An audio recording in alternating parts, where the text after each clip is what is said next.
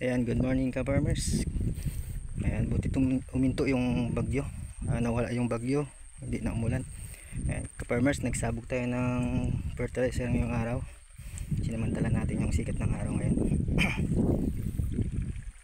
Ika 13 days na itong bagong tanim natin, kaya kailangan natin guanuhan kahit tatapos ng bagyo. Ayan, ka farmers, nakalitaw yung ating mga guano, pero hindi naman umaalpas kasi nakasarado lahat ng pinitag natin. Ito ka farmers, ang ganda.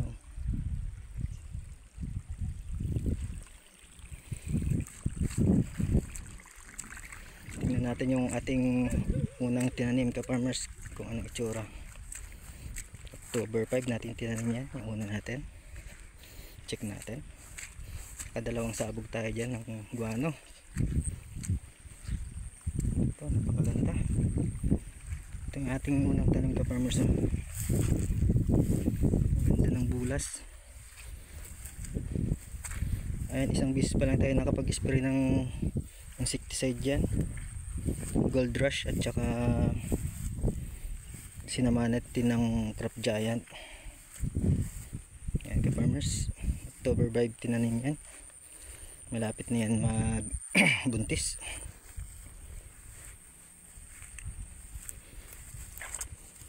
Napakaganda. Sana maganda rin yung bunga. Ayan ka farmers, pag nagtanim tayo ng palay, try nyo mag-spray na Crop Giant na dilaw. Pagtapos natin 15 days pagtapos natin na itanim. Yan, after natin magsabog ng fertilizer, pag nag-spray tayo ng insecticide, samahan natin ng Crop Giant. Tignan nyo yung resulta. Ang ganda, ganda ng bulas. Tapos ito ay may nabili tayong isang fertilizer, foliar fertilizer. Try natin dito kung maganda. Sikat to sa Facebook. Tsaka ko na lang babanggitin yung pangalan kung maganda yung resulta ng foliar na yan. Ayan, nagsabog tayo ngayon ng guano. 3 days daw after mag guano, pwede nang spray yung foliar na yun. Yan, kapag magandang resulta ka farmers, i-share ko sa inyo kung anong mag-foliar yun. Ayan, tandaan nyo itsura niyan. I-spray natin yan after 3 days ng foliar. Tsaka ko na lang sasabihin ko anong pangalan.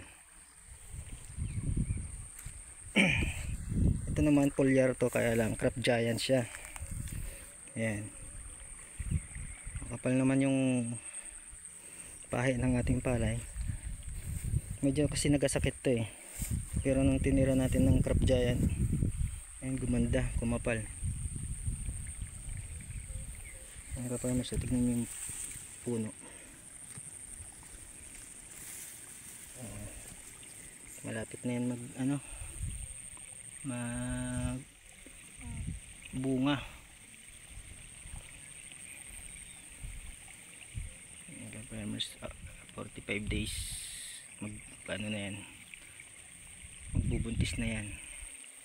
Ayan, napakalinis, wala kang makikita ang insekto.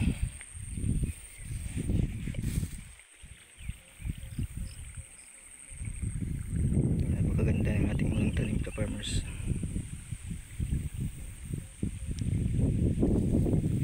Ayan, sinabugan natin, binilisan natin magsabog ng guano kasi masyadong malakas yung ulan kagabi. Sinamantala natin, may tubig, pero katamtama lang yung tubig niya. Yan lang ka farmers, update ko kayo kung anong resulta ng foliar na i-spray natin.